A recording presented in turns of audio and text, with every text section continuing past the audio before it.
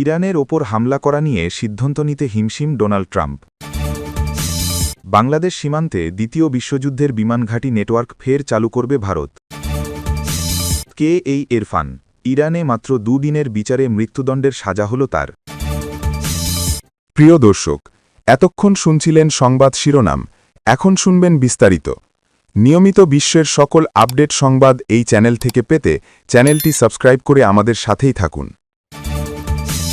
Iran নিয়ে সিদ্ধান্ত নিতে যে কারণে হিমশিম খাচ্ছেন ট্রাম্প। প্রেসিডেন্ট ডোনাল্ড ট্রাম্পকে ইরানের সামরিক হামলার সম্ভাব্য বিকল্পগুলো জানানো হয়েছে। এটি শুধু তেহরানের শাসকদের উদ্দেশ্যে বার্তা নয়, এটি সবার জন্য একটি সংকেত। ট্রাম্প বোঝাতে চাইছেন তিনি ইরানের বিক্ষোভকারীদের উদ্ধারে এগোতে চান। ইরানের চলমান বিক্ষোভ নিয়ে ট্রাম্প ক্রমেই আক্রমণাত্মক হয়ে উঠছেন। তিনি বলেছেন, যুক্তরাষ্ট্র লকড অ্যান্ড লোডেড, মানে হামলার জন্য প্রস্তুত। শাসক গোষ্ঠী যদি বিক্ষোভকারীদের হত্যা চালিয়ে যায় তাহলে আমেরিকা তাদের উদ্ধার করতে আসবে। বড় বড় হুমকি ট্রাম্প প্রায়ই নীতির জায়গায় দাঁড় করান। তবে বিষয়টি এখানেই শেষ নয়। ট্রাম্প তার পূর্বসূরিদের থেকে আলাদা হতে চান। ওবামা আলোচনা করে পিছু হটেছিলেন, বাইডেন সিদ্ধান্তহীনতায় ভুগেছেন। ট্রাম্প নিজেকে সেই প্রেসিডেন্ট হিসেবে দেখতে চান যিনি শেষ পর্যন্ত কাজটি করে দেখিয়েছেন। কিন্তু বাস্তবতা হল, ট্রাম্পের সামনে আসলে ভালো কোনো পথ নেই, এমনকি মোটামুটি গ্রহণযোগ্য কোনো বিকল্পও নেই। তার সামনে যে তিনটি রাস্তা খোলা আছে তার প্রতিটি আগেরটির চেয়ে বেশি ঝুঁকিপূর্ণ। ট্রাম্পের হাতে থাকা প্রথম পথটি হল প্রতীকী হামলা। ইসলামিক রেভলিউশনারি গার্ড কোরের কিছু ব্যারাকে আঘাত হানা কিংবা কোনো একটি নৌঘাঁটি ধ্বংস করা। এমন মাত্রার হামলা করা যাতে বলা যায় যে কিছু একটা করা হয়েছে, কিন্তু যুদ্ধ যেন শুরু না হয়ে যায়। তবে বাস্তবে এগুলো খুব কমই কোনো ফল আনে। কয়েকটি ভবন ধ্বংস হলে বাসিজ বাহিনী তরুণীদের ধরে ভ্যানে তোলা বন্ধ করবে না। বিক্ষোভের পর যে ফাঁসি দেওয়া হয় তাও থামবে না। আলী খামেনি এর চেয়েও ভয়াবহ পরিস্থিতিতে টিকে গেছেন। মার্কিন বিমান হামলা তার জন্য নতুন কিছু নয়। এর চেয়েও বড় সমস্যা হল, ইরানি শাসক গোষ্ঠী এ হামলাকে বিদেশি ষড়যন্ত্রের প্রমাণ হিসেবে তুলে ধরে। এতে তাদের সমর্থকেরা আরও সংগঠিত হয় এবং দমনপীড়ন আরও কঠোর হয়। ইতিহাস বলে এই কৌশল সাধারণত বিক্ষোভকারীদের জন্য ভালো কিছু বয়ে আনে না। এছাড়া একটি বাস্তব সীমাবদ্ধতাও আছে। আগের মতো এখন পারস্য উপসাগরে যুক্তরাষ্ট্রের বিমানবাহী রণতরী বহর মোতায়েন নেই। ফলে যে কোনো অভিযানে নির্ভর করতে হবে দূরপল্লার মার্কিন সক্ষমতা কিংবা সৌদি আরব, সংযুক্ত আরব আমিরাত বা কাতারের ঘাঁটির ওপর। কিন্তু আল উদেইদ বিমান ঘাঁটিতে ইরানি ক্ষেপণাস্ত্র হামলার অভিজ্ঞতার পর এসব মিত্রদেশ ইরানের সঙ্গে সরাসরি সংঘাতে জড়াতে আগ্রহী নয়। এতে তাদের শহর, তেল অবকাঠামো এবং পুরো অর্থনীতি ঝুঁকির মুখে পড়ে যাবে। ট্রাম্পের হাতে থাকা দ্বিতীয় পথটি হল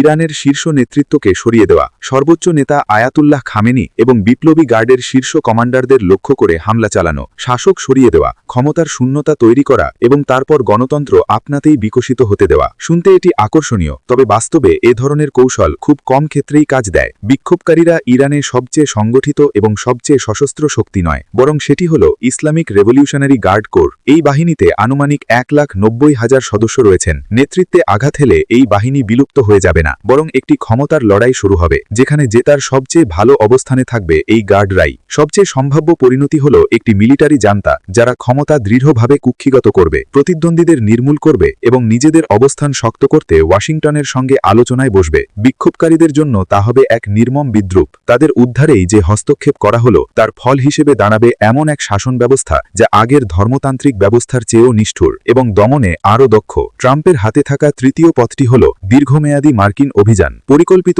আকাশপথের হামলার মাধ্যমে ইরানের নিরাপত্তা কাঠামো ধীরে ধীরে দুর্বল করে দেওয়া, কমান্ড সেন্টার, অস্ত্রের গুদাম ও যোগাযোগ ব্যবস্থা ধ্বংস করে দমনপীড়ন চালানোকে কঠিন করে তোলাই এর লক্ষ্য। এতে স্থলবাহিনী পাঠাতে হয় না, তাই বাইরে থেকে এটি নিয়ন্ত্রিত ও পরিমিত মনে হতে পারে, কিন্তু এতে যত বেশি সফলতা আসবে ততই বিশৃঙ্খলার ঝুঁকি বাড়বে। রাষ্ট্রের কাঠামো যদি ব্যাপকভাবে ভেঙে দেওয়া হয় তাহলে ফল হিসেবে সাধারণত স্থিতিশীল তানতান্ত্রিক রূপান্তর আসে না। রাষ্ট্রের কেন্দ্রীয় নিয়ন্ত্রণ দুর্বল হয়ে ক্ষমতার শূন্যতা তৈরি হয়। সেই শূন্যতা কোনো সংগঠিত গণতান্ত্রিক শক্তি পূরণ করতে পারে না। ইতিহাস বলে এমন পরিস্থিতি অনেক সময় লিবিয়া বা ইয়েমেনের মতো পরিণতির দিকে এগোয়। এমন ক্ষেত্রে বড় জনসংখ্যার একটি দেশ জাতিগত, গোত্রভিত্তিক বা অঞ্চলভিত্তিক বিভাজনে খণ্ডিত হয়ে পড়ে। জাতীয় পর্যায়ে শাসন করার মতো কোনো ঐক্যবদ্ধ বিরোধী নেতৃত্ব তখন আর থাকে না। এর পরিবর্তে নানা সশস্ত্র গোষ্ঠী ও ক্ষমতা কেন্দ্র নিজেদের প্রভাব বাড়াতে প্রতিযোগিতায় নামে। তখন রাজনীতি চলে অস্ত্রের শক্তিতে, জনমতের ভিত্তিতে নয়। বছরের পর বছর দমন পীড়নের ফলে ইরানের রাজনৈতিক দল, শ্রমিক সংগঠন এবং নাগরিক সমাজ ভেতর থেকে ফাঁপা হয়ে গেছে।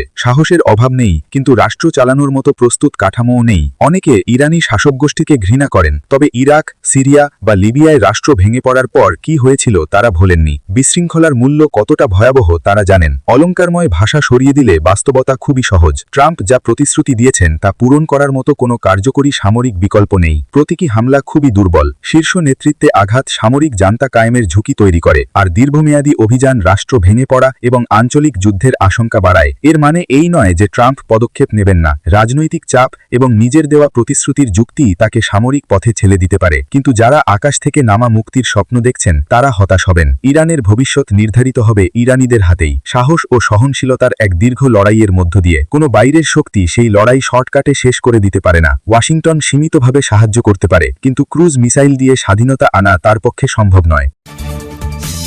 বাংলাদেশ সীমান্তে দ্বিতীয় বিশ্বযুদ্ধের বিমান ঘাঁটি নেটওয়ার্ক ফের চালু করবে ভারত। ভারতের পশ্চিমবঙ্গ ও উত্তর পূর্ব রাজ্যের বিভিন্ন রাজ্যে দ্বিতীয় বিশ্বযুদ্ধকালীন পরিত্যক্ত বিমান ঘাঁটির একটি নেটওয়ার্ক পুনরুজ্জীবিত করার উদ্যোগ নিচ্ছে ভারত। মূলত বাংলাদেশ সীমান্ত বরাবর ক্রমবর্ধমান নিরাপত্তা উদ্বেগ এবং শিলিগুড়ি করিডরকে ঘিরে নতুন করে কৌশলগত গুরুত্ব দেওয়ার প্রেক্ষাপটে এই পদক্ষেপ নেওয়া হচ্ছে। ভারতের কেন্দ্র সরকার পশ্চিমবঙ্গ, আসাম ও ত্রিপুরার বেশ কিছু অকার্যকর বিমান ঘাঁটি পুনরুদ্ধারের পরিকল্পনা করছে, যেগুলোর অনেকগুলোই দ্বিতীয় বিশ্বযুদ্ধের সময় নির্মিত হয়েছিল। দেশের সরকারি সূত্র টাইমস অফ ইন্ডিয়াকে জানিয়েছে, এই উদ্যোগ আঞ্চলিক যোগাযোগ জোরদার করা এবং এমন এক সময় বাংলাদেশের সঙ্গে সীমান্তবর্তী রাজ্যগুলিতে কার্যকর প্রস্তুতি নিশ্চিত করা যখন দুই দেশের দ্বিপাক্ষিক সম্পর্ক সাম্প্রতিক বছরগুলোর মধ্যে সবচেয়ে নাজুক পর্যায়ে। চিকেন নেকের কাছে অবস্থিত রংপুরের লালমনিরহাট বিমানঘাঁটি পুনর্গঠনের উদ্যোগ ঘিরেই এই সিদ্ধান্ত এসেছে। চিকেন নেক ভারতের উত্তর পূর্বাঞ্চলকে মূল ভূখণ্ডের সঙ্গে যুক্ত করে। ইতিমধ্যে ভারত এই অঞ্চলে তাদের সামরিক উপস্থিতি বাড়িয়েছে।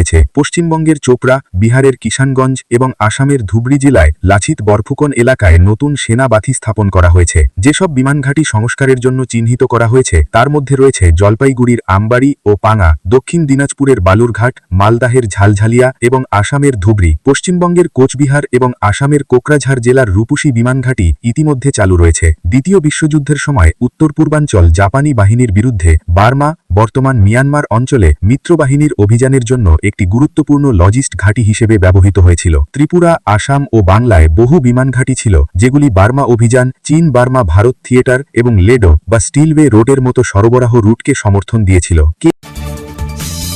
এই এরফান ইরানে মাত্র দুদিনের বিচারে মৃত্যুদণ্ডের সাজা হল তার। এরফান সুলতানি ইরানে চলমান সরকার বিরোধী বিক্ষোভে সম্পৃক্ততার অভিযোগে গ্রেপ্তার হয়েছেন। বিচারে তার মৃত্যুদণ্ডের সাজা হয়েছে। আজ বুধবার সেই সাজা কার্যকর করার কথা। এ নিয়ে আলোচনা ও সমালোচনা চলছে। ২৬ বছর বয়সী এরফানের গ্রেপ্তার হয়ে মৃত্যুদণ্ডের সাজার খবর গত সোমবার নিজেদের ওয়েবসাইটে প্রথম প্রকাশ করেছে নরওয়ে ভিত্তিক হেঙ্গো অর্গানাইজেশন ফর হিউম্যান রাইটস। প্রতিষ্ঠানটি ইরান ও কুর্দিস্তানের মানবাধিকার নিয়ে কাজ করে। প্রতিষ্ঠানটির এক মুখপাত্র বিবিসিকে বলেছেন, এত দ্রুত কোনো মামলার বিচার হতে তারা আগে কখনো দেখেননি। এরফানের বাড়ি ইরানের রাজধানী তেহরানের উত্তর পশ্চিমের শহর কারাজের ফারদিসে। গত বৃহস্পতিবার বাড়ি থেকেই তাকে গ্রেপ্তার করা হয়েছিল। তখন ইন্টারনেট বন্ধ করে দেওয়ার আগে শহরটিতে বিক্ষোভ তুঙ্গে ছিল। হেঙ্গো অর্গানাইজেশন ফর হিউম্যান রাইটস সহ বিভিন্ন অধিকার সংগঠন ও সংবাদ মাধ্যম জানাচ্ছে, বৃহস্পতিবার গ্রেপ্তার হওয়া এরফানের পরিবারের সদস্যদের গত রোববার জানানো হয় বিচার শেষ হয়ে গেছে। এরফান মৃত্যুদণ্ডের সাজা পেয়েছেন। বুধবার ১৪ জানুয়ারি ফাঁসির সাজা কার্যকর করা হবে। এ বিষয়ে এরফানের এক স্বজন বিবিসি ফার্সিকে বলেছেন,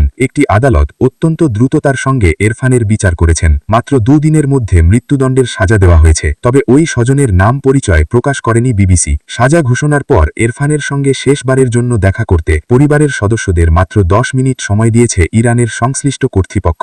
ভারত ভিত্তিক সংবাদ মাধ্যম দ্য সানডে গার্ডিয়ানের এক প্রতিবেদনে এই তথ্য উল্লেখ আছে। সংশ্লিষ্ট একটি সূত্রের বরাতে হেঙ্গো অর্গানাইজেশন ফর হিউম্যান রাইটসের ওয়েবসাইটে বলা হয়েছে, এরফানের বোন নিজেও ইরানের একজন নিবন্ধিত আইনজীবী। তিনি ভাইয়ের হয়ে আইনি লড়াই চালাতে চেয়েছিলেন, কিন্তু কর্তৃপক্ষ তাকে এ মামলার নথিপত্র পেতে বাধা দিয়েছে। আইনি প্রক্রিয়ার বিষয়ে প্রতিষ্ঠানটির মুখপাত্র আওয়ার শেখি বলেন, এ মামলা প্রমাণ করছে ইরানের সরকার তার দেশের মানুষকে দমন করতে ও ভয় ছড়াতে তারা জানা সব কৌশল ব্যবহার করছে। ২০২২ সালের পর সবচেয়ে বড় সরকার বিরোধী বিক্ষোভ চলছে ইরানে। মূল্যস্ফীতি ও আর্থিক দুরবস্থার প্রতিবাদে এই বিক্ষোভ শুরু হলেও দ্রুত তা রাজনৈতিক রূপ নেয়। গত ২৮ ডিসেম্বর শুরু হওয়া এই বিক্ষোভ ইতিমধ্যে দেশের বড় অংশ জুড়ে ছড়িয়ে পড়েছে। ২ সপ্তাহের বেশি সময় ধরে চলা সরকার বিরোধী বিক্ষোভে নিহতের সংখ্যা বেড়ে অন্তত ২৫৭৭-এ দাঁড়িয়েছে। তাদের মধ্যে নিরাপত্তা বাহিনীর সদস্য এবং ১২ শিশু রয়েছে। যুক্তরাষ্ট্র ভিত্তিক সংগঠন human rights activists news agency আজ ভোরে এই নিহতের সংখ্যা জানায়। বিক্ষোভে উত্তাল ইরানে প্রায় ৫ দিন ধরে ইন্টারনেট বন্ধ রয়েছে। এ অবস্থায় বিদেশ থেকে ইরানের বিক্ষোভের প্রকৃত চিত্র বোঝা কঠিন হয়ে পড়েছে। ফলে হতাহতের সংখ্যা স্বাধীনভাবে যাচাই করা সম্ভব হচ্ছে না। এ বিক্ষোভে অস্থিরতা উস্কানি দেওয়ার জন্য যুক্তরাষ্ট্র ও ইসরায়েলকে দায়ী করছে ইরান সরকার। বিক্ষোভ চালিয়ে যান, প্রতিষ্ঠানের দখল নিন, ইরানের বিক্ষোভকারীদের ট্রাম্প বলেছেন। বিক্ষোভকারীদের ফাঁসি দেওয়া নিয়ে ইরানকে হুমকি দিয়েছেন মার্কিন প্রেসিডেন্ট ডোনাল্ড ট্রাম্প। গত মঙ্গলবার সিবিএস নিউজকে দেওয়া একটি সাক্ষাৎকারে ট্রাম্প বলেন, ইরান সরকার যদি বিক্ষোভকারীদের ফাঁসি দেওয়া শুরু করে তাহলে যুক্তরাষ্ট্র অত্যন্ত কঠোর ব্যবস্থা নেবে, তবে সেই ব্যবস্থা প্রকৃতপক্ষে কী হবে সেই বিষয়ে তিনি বিস্তারিত কিছু জানাননি।